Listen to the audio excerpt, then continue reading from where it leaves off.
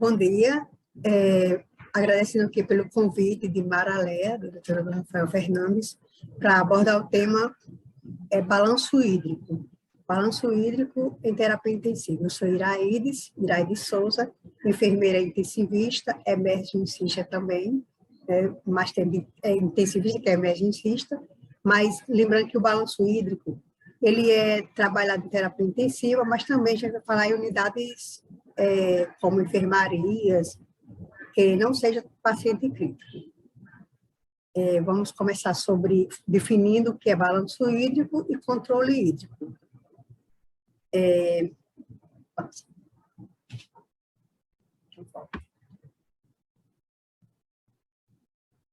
A apresentação é só isso mesmo.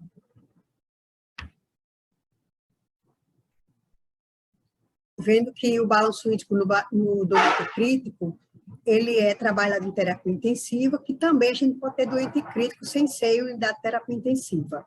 Mas, às vezes, sem o doente ser crítico, um doente mais simples, com alguns tipos de patologias, precisa de fazer também o balanço hídrico. Definindo balanço hídrico e controle hídrico.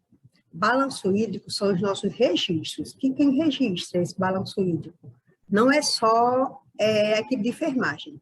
Quem fizer alguma administração de líquido ou retirada de eliminações, vai ter que registrar. Isso aí é o balanço hídrico.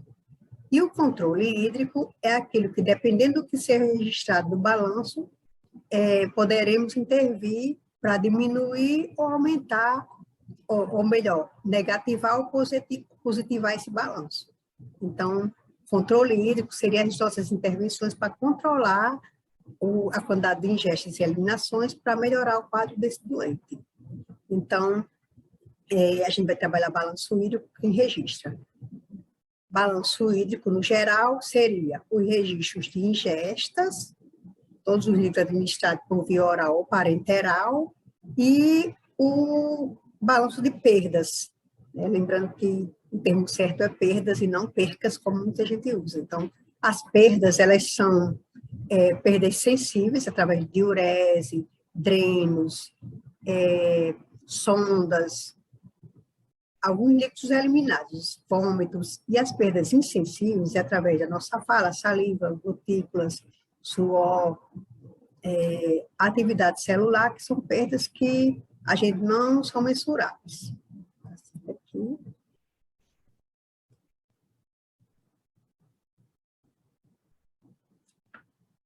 Então, a gente vai começando do doente crítico. Esse doente crítico são aqueles doentes que são em terapia intensiva, que mesmo sem ele ter distúrbios de perdas, eles precisam de controlar esses líquidos, porque esses líquidos, mais ou menos no organismo, eles vão alterar o quadro clínico dele, o quadro cardiovascular, a hemodinâmica dele, né? Então, a gente controla não só pela hidratação e hiperidratação, mas para controle de eletrólitos do organismo e também para a gente manter aquele doente, mesmo cardiovascular, com alguma patologia de terapia intensiva, com o líquido ideal e com os eletrólitos também ideais para cada caso. Em terapia intensiva, a gente faz esse balanço hídrico, a gente usava até o termo balanço hídrico rigoroso para uns e outros não. Todos os pacientes críticos, eles precisam de balanço hídrico rigoroso. O balanço hídrico dele tem que ser de forma rigorosa. Então, em resumo, esses controles de ingesta e eliminação, eles são denominados esse balanço que a gente faz.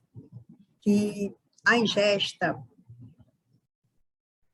geralmente de um adulto, a gente calculando um adulto de idade não idosa, adulto de idade média, ele pode ganhar 2.500 ml de líquidos no geral, ele vai suportar no geral, e a perda vai ser basicamente igual. Então, se você ingerir 2.500 por dia, a perda vai ser mais ou menos perto de 2.500 também. Então, isso aí formaria o equilíbrio para manter a homeostase do organismo. Então, o que a gente faz? O adulto, a gente tem o adulto de idade jovem, mediana, então ele vai suportar esse líquido.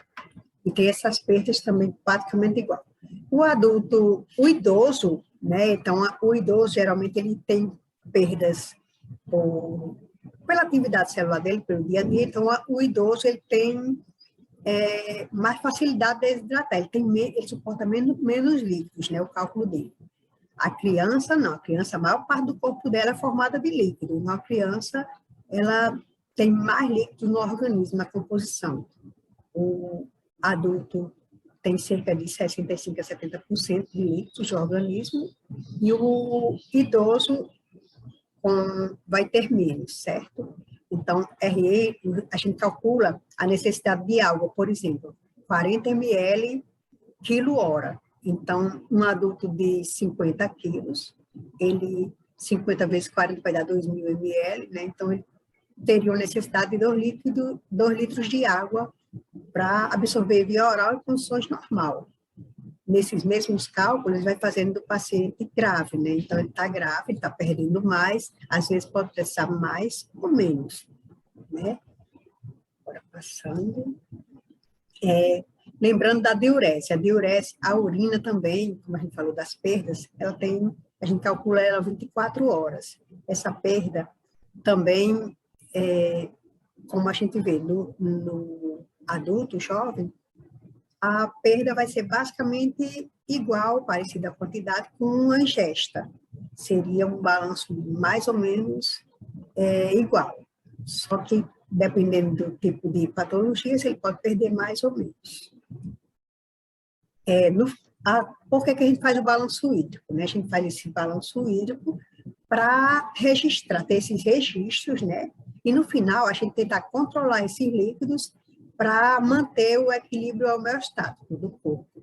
Todo organismo ele tem em funcionamento normal, ele vai ter uma perda equivalente com os ganhos, né? Então vai ter esse equilíbrio. Então, se ele perder além do que é necessário, ele pode ter um desequilíbrio eletrolítico também. Então, vários eletrólitos, como potássio, sódio, eles podem perder nessa perda de desidratação de líquidos.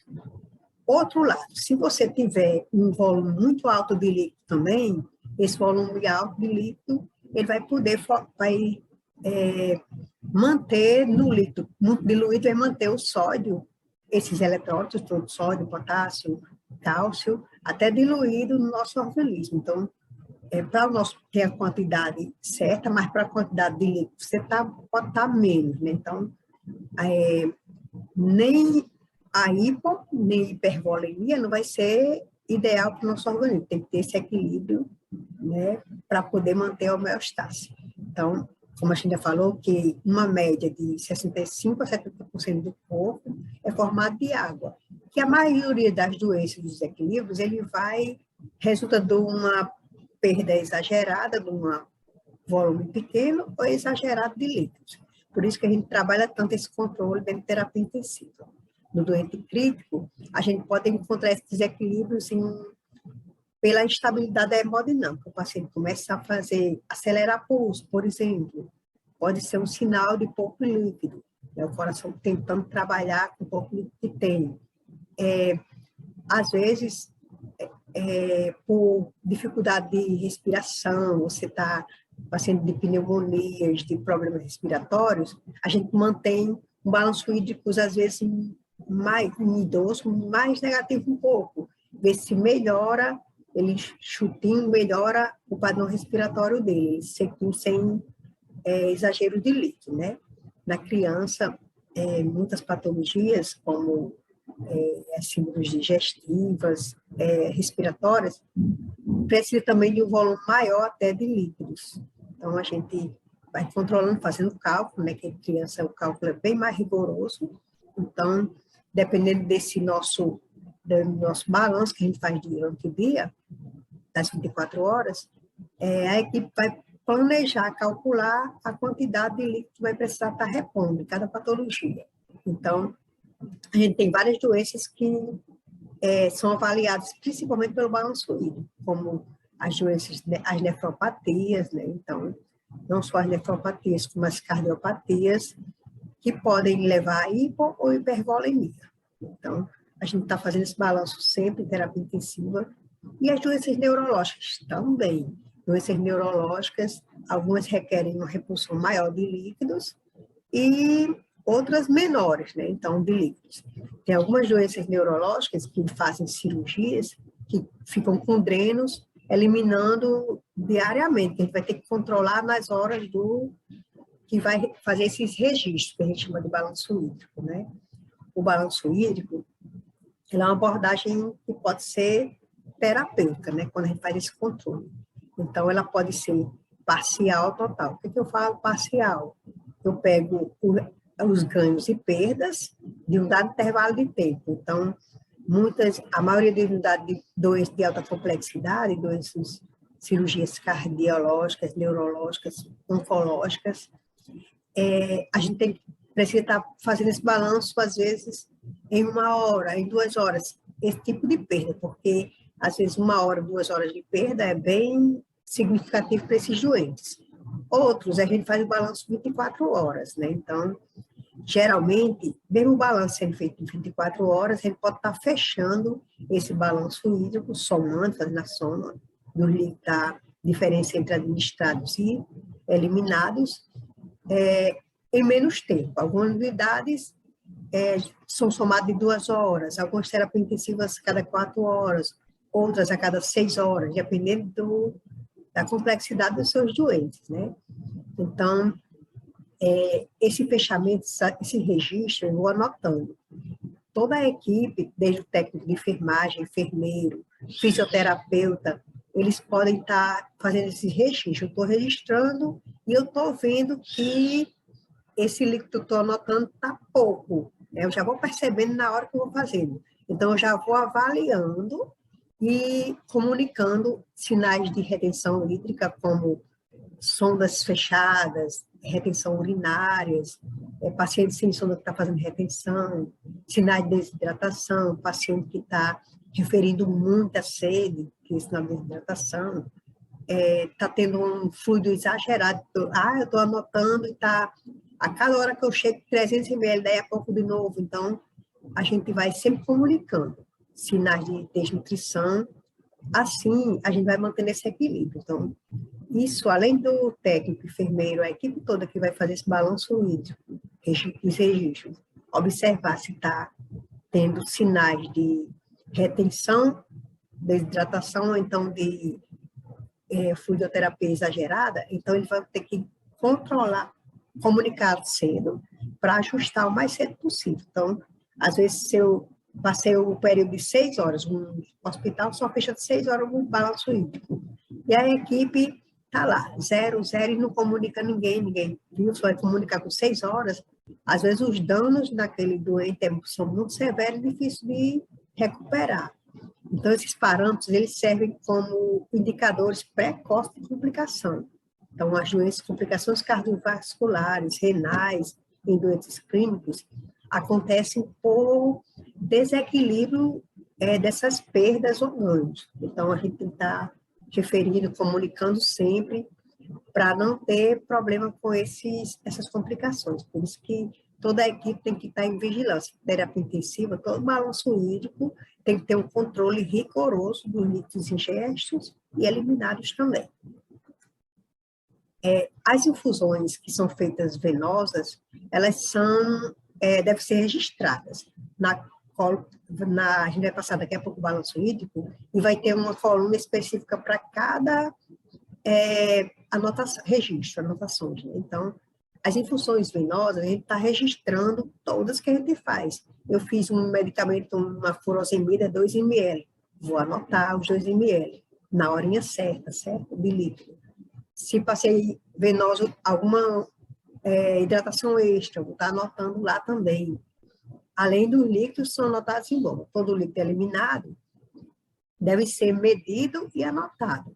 Isso aí a gente está deixando bem claro que esses líquidos eliminados, eles correspondem a diurese, fonte, drenos alguns drenos de sondas, de drenos abdominais, drenos cranianos, diarreias. Então, uma diarreia líquida também tem que ser anotada. que a gente pode fazer? O doente está sem sonda, urinou na fralda. O que a gente pode estar fazendo? Medindo a fralda, pesando antes e depois. Se a fralda for 30 gramas e tem 370 de peso depois da diurese, né? Então, os 370, né, 30 gramas, vai ter 340 de litro de diurese. A gente faz a subtração do valor anterior e vai dar a quantidade certa de litro a ser anotado. Então, tem que estar pesando. Muitas vezes a gente pesa até os lençóis, dependendo do caso, para estar anotando, né? Então, não vai dar para a gente estar olhando o volume de líquidos e estar anotando pelo que eu acho. Está ali o volume, eu acho que é uns 300 ml. Não pode ser feito de maneira nenhuma isso. A gente tem que ter frascos para medir, tem que ter balançazinhos para pesar antes e depois. O local melhor que o paciente que urina em fralda, seja em fralda, né, para poder pesar melhor, porque no lençol fica mais difícil de pesar.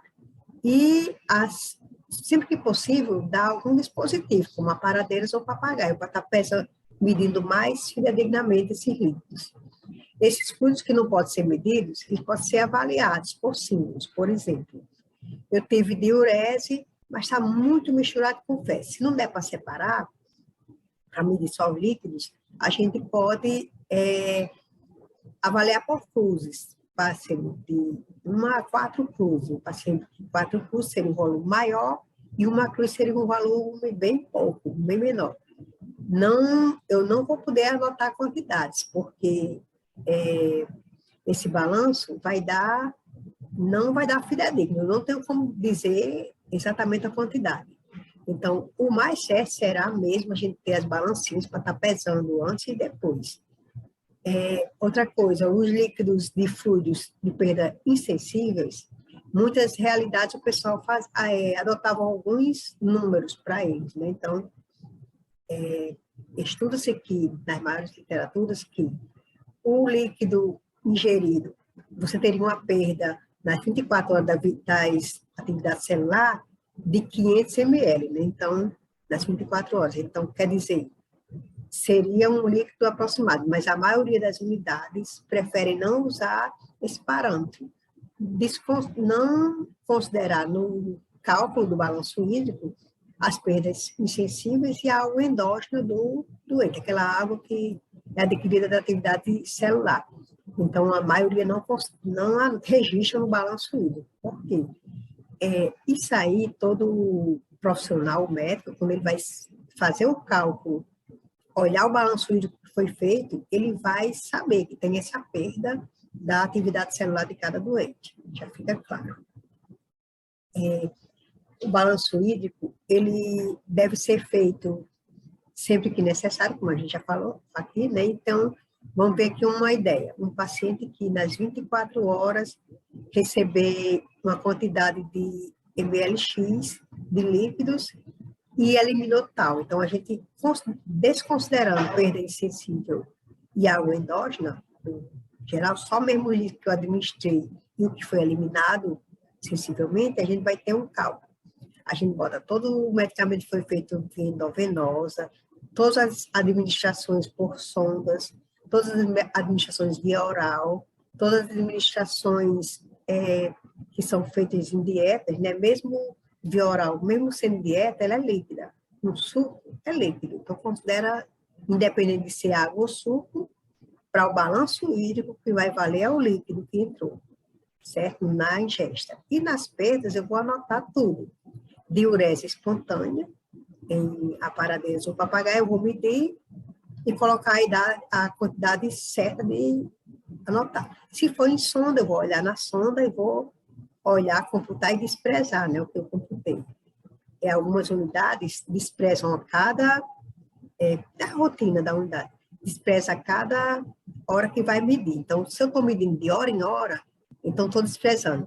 Mas também você pode estar computando e registrando lá no seu horário, portanto, que você está anotando e no final desprezar, né? Despreza menos. Então, manuseando menos a sonda, o risco de infecções até diminuem, tanto você tem manuseamentos. Mas, às vezes, se você também deixar aquele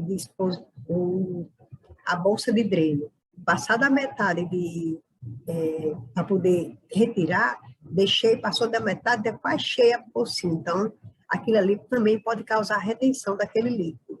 Tanto em drenos como em sondas. Eu estou com a sonda, com aquela bolsa, e passou da metade da bolsa, está passando. Então, eu não desprezei, então, por gravidade, vai diminuir a descida da urina. Pode ter retenção devido a isso. Então, o ideal é, mesmo que não esteja, estou computando, mas eu tenho minha rotina que eu só vou desprezar no final das minhas 6 horas. Mas antes do final das 6 horas, passou da metade do volume do frasco, a gente tem que desprezar para poder ter um débito melhor, né? Deixar, não ter risco de retenção. Então, eu junto tudo que eu ganhei, eu ingeri por via oral, ou por sondas, ou por parenteral, que seriam veias, né? E vou anotar no lado dos ganhos do balanço, né? Do gráfico. E tudo que eu eliminei, como por diureses, drenos, colostomias, tudo que eu eliminei, eu vou computar do lado das perdas, né? Se no final do dia, nesse gráfico que a gente tem aqui, no final do dia eu tive um ganho de 1.200 ml e tive uma perda de 980, como está aqui nesse exemplo, eu vou ter um débito, uma diferença de 220 ml. Então, a perda daquele paciente, a perda foi menor do que os ganhos. Então, o balanço ele vai dar positivo. Foi positivo 220 ml. Aquilo é positivo para o paciente ou não, para aquele doente? Nem sempre o balanço positivo, ele é positivo para o doente. Ele é positivo porque ganhou mais que perdeu. Mas alguns pacientes, eles precisam perder mais do que ganhar, certo? O paciente com edema, hiperidratado, que o líquido, mesmo não estando hiperidratado, que está prejudicando a respiração, pacientes de derrame pleural, eles precisam ter um balanço um pouco negativo às vezes, né? O paciente renal, muitas vezes o médico, pelo quadro clínico, pela avaliação de exames, ele quer um balanço negativo. Então, nesse caso, esse balanço aqui de 1.200 de ganho e perda de 980 vai ser ruim para o paciente, vai ser negativo para ele. Então, o que o médico vai fazer? Vai passar mais, vai tentar diminuir as ingestas de líquidos e vai tentar aumentar a perda. Como? Dando diuréticos, certo? Fazendo alguma coisa para ele estar perdendo mais do que ganhar. Então, o balanço negativo para ele vai ser melhor para ele. O total desse nas 24 horas, ele pode, hoje ele veio e disse, eu vou diminuir o soro que eu estou mandando, vou botar só 100 ml para 24 horas mantido em bomba. Vou dar os medicamentos que eram diluídos com 100 ml, vou diluir só com 50, com 30, com menos. Então, passar em mais tempo. A nora, que é uma noradrenalina convencional, a gente coloca 200 ml com 4 ampolas, né? Ele pode colocar mais ampolas e menos ml, diminuir a vazão, porque aí ele vai diminuir esses ganhos. E as perdas podem dar diurético para eles eliminar mais. Então, se o paciente ganhasse no final do dia, o ganho dele foi 980, ao contrário, né, que eu estou dizendo, e a perda seria 1.200, ao contrário, ia dar os mesmos 220 ml, só que negativos nesse caso. Né? Então, as perdas seriam, os ganhos seriam 980, que a gente está vendo aqui, ó, 980, e a perda, o ganho 980, e a perda seria o contrário, 1.200. Então, ele daria o mesmo 250 ml, só que negativo. Ele teve perdas maior do que os ganhos, para melhorar o quadro dele, né? Que é um quadro que eu falei de renal, um cardiopata, um paciente de miocardiopatia que precisa ter tá mais sequinho, de menos líquido. Então, ele seria negativo, o balanço dos 220, mesmo 220 negativo, mas seria positivo para o paciente, que melhoraria o quadro dele, certo? Pode ter vindo até aqui. A gente tem um balanço simples. Esse balanço simples, ele pode ser de terapia intensiva ou de enfermarias. só ganhos e perdas, né? Então, aqui teria os administrados via oral, e os administrados via oral, e os administrados por sangue, por medicamentos IV, por soro, aí nutrição parenteral que fosse, né? Então, um balanço bem simples.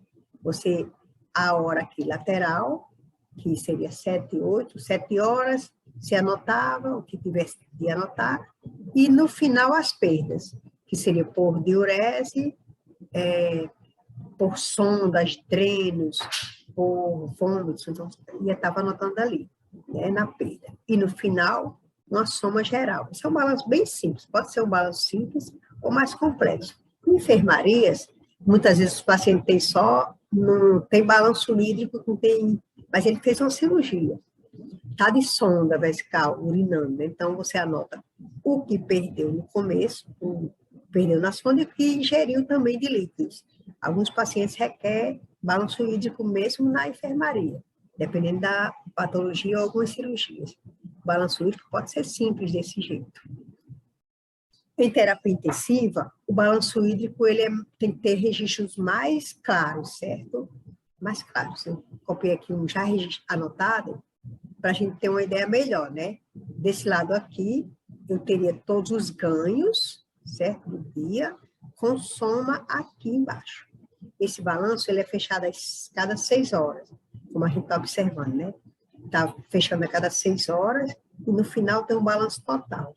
Então, nas primeiras 6 horas, esse doente, ele teve o seguinte, ganhos e perdas, né? Aqui ganhos, e aqui as perdas, certo? Se a gente observar, nos ganhos ele tem, a partir daqui, medicamento IV, tem dietas, né? Tem soros, tem sangue, plasmas, e tem um localzinho aqui que define drogas, certo? Onde é que estão essas drogas? Porque para anotar nesse lado do ganho, fica muito apertadinho. O que a gente fez nesse balanço aqui? A gente colocou as drogas aqui no final, ó. Pode estar olhando. Todo medicamento que é feito em bomba, a gente está anotando aqui no final. No final eu somo. No final eu somo e coloco aqui onde tiver drogas, certo? Sempre isso. É a rotina da unidade. Então, nesse passo doente aqui, eu fiz medicamento IV, 7, 8, 9, 10 horas, teve 40 ml de medicamento intravenosa, né, tá aqui. Teve dieta de 9 horas, teve dieta de 12 horas, certo? De 9 horas, teve medicamento, um líquidozinho oral de 50 ml, também seja um copo de água. Pode ser que o paciente esteja tomando dieta oral aqui. Aqui no final, eu tenho HV, a hidratação venosa está passando 83 ml hora. Como eu falei, algumas unidades, elas preferem, se a vazão da hidratação venosa é 83 ml hora, eu anoto 83 nas horas todas, certo? Agora, 83 direto. Outras unidades preferem zerar a bomba. A cada hora eu zero, e vai dar 83,2, 82,8, uma diferença significativa para um adulto. Eu posso anotar, assim, os 83 direto? Pode. Isso não vai alterar muito no paciente adulto. Já num neonato, numa criança, vai alterar muito, né? Então, lá, com certeza, em pediatria, vai ter que zerar a bomba mesmo. Algumas unidades preferem anotar a vazão, assim, contínua. Então, essa vazão no adulto não vai interferir, mas no recém-nascido interferia. 0,3 ml para ele é uma diferença grande. Então, 83 ml anotou nas 6 horas e 33,3 que deve estar com o medicamento Tazocinha, então, bacana. Então, anotou 33 ml, foi para passar em 3 horas esse medicamento, né? Então, se passou em 3 horas, no final, somei. A primeira hora, 83 ml, segundo 83, vou anotando aqui, na via de drogas. Na via que tem o Tazobactam, eu botei 86,3, somei com os 33,3. Se tivesse outra droga aqui, outra aqui, outra aqui, eu ia somar todas elas e ia colocar aqui nessa guia de drogas. Eu somaria todas elas assim. Colocaria o nome, nora, dobuta, sedação, ou midazolam, outra coisa. Colocar os ml hora, no final somar todos eles, e ia colocar aqui em drogas, nessa coluna. Tá vendo que tem 83 nas que só tem hidratação, e 86,3 nos que tem os 33, quer dizer, 116,3 tem 33 de medicamento. No final, eu somo cada hora, 7 horas, somei, menor não tinha nada, só tem os 83 mesmo. 8 horas do mesmo jeito. 9 horas, eu peguei a droga que ele tinha anotado, com as dietas, com a dieta e água que foi dado, e se tivesse medicação endovenosa, eu somava tudo e colocava na coluna correspondente. Seguida na outra, eu tenho medicamento veia, medicamento oral, 50 ml só de água. Somei e vou ter 106,3, somei hora por hora, certo? No final, eu faço a soma dos ganhos e a soma das perdas, que foi só de diurese mesmo. Coloquei a diferença, vai dar positivo. No final, eu fiz de 12 do dia, fiz de 18 da tarde, fiz de meia-noite do mesmo jeito, fiz de 6 da manhã. Somei todos os ganhos do dia, certo? Essa coluna dos ganhos aqui, e coloquei aqui no final, 3.214. E somei todas as perdas do dia, a soma dos 4 horários de perda, e botei aqui na perda.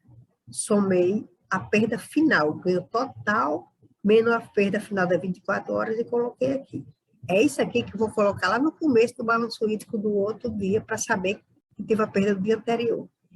Uma coisa só rapidinha para a gente terminar, é que aqui a outra menina, quando foi anotar o Tazobactam, ela anotou só 33 ml.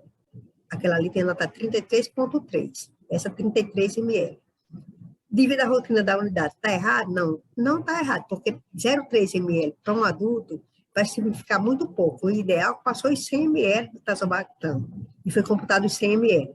Já no recém-nascido, 0,3 ml na hora vai ser uma diferença grande. Então, ele vai ter que botar a vírgulazinha mesmo. O adulto, se está sem vírgula, não vai fazer grande diferença, porque vai ser o mesmo valor, certo? Esse tema a gente pesquisou em algumas literaturas atuais, algumas diretrizes atualizadas, principalmente de unidade de terapia intensiva da AMIB, que foi o que a gente mais acompanha, a gente mais segue na terapia intensiva atual, que dá as diretrizes de terapia intensiva e dentro está incluso do balanço hídrico, como deve ser feito em terapia intensiva. Obrigada.